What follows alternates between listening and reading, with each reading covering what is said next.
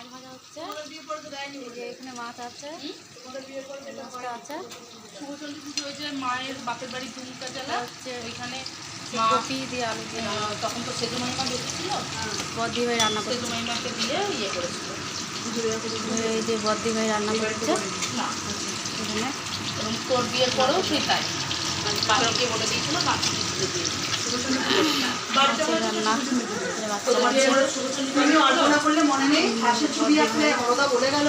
বদ্দি ভাই আর বদ্দি এটা বদ্দি ভাই, আমার বিয়ের পরে হয় এটা ছোটদি ভাই।